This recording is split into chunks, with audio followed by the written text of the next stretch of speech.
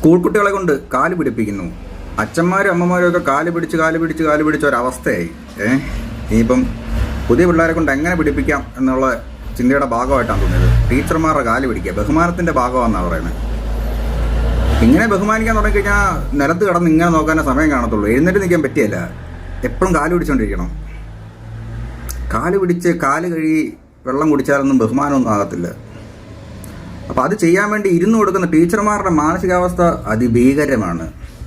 കുഞ്ഞിലേ അങ്ങ് കുറച്ച് ആൾക്കാർ വലിയ ആൾക്കാരാണ്, പ്രമുഖരാണ്, ബഹുമാനം വഹിക്കുന്നവരാണ്, അവരുടെ കാല് പിടിക്കാം, കാല് പിടിച്ചാൽ അനുഗ്രഹം കിട്ടും എന്നുള്ള കാര്യം തലയിൽ അടിച്ചു കയറ്റാൻ നോക്കുക. അങ്ങനെ തുടങ്ങിയാലല്ലേ പിന്നീട് നമുക്ക് സിനിമാ താരങ്ങളുടെ കാലേ വീഴാനും രാഷ്ട്രീയക്കാരുടെ കാലേ വീഴാനും അവർ പറയുമ്പം അടിയുണ്ടാക്കാൻ പോയി വഴിയിൽ നിൽക്കാനും തല്ലുകൊണ്ട് കാറാനും ഓടാനും ഒക്കെ പറ്റുള്ളൂ. അപ്പം അതിൻ്റെ ട്രെയിനിങ്ങിൻ്റെ ഭാഗമാണെന്ന് തോന്നിയത്. കാല് കഴുകി വെള്ളം കുടിക്കാൻ പഠിപ്പിക്കലല്ല വിദ്യാഭ്യാസം ചെയ്യേണ്ടത്. നേരെ നിൽക്കാനാണ്. നേരെ എന്ന് വർത്താനം പറയാൻ പഠിപ്പിക്കണം. അതാ പറഞ്ഞു കൊടുക്കണ്ടേ. അപ്പം നിങ്ങൾ ബഹുമാനം അർഹിക്കുന്നവരാകും. അങ്ങനല്ല ചെയ്യണ്ടേ. അല്ലാതെ ഇത് സംസ്കാരമെന്ന് പറഞ്ഞുകൊണ്ടിരുന്നിട്ട് കാര്യമൊന്നുമില്ല.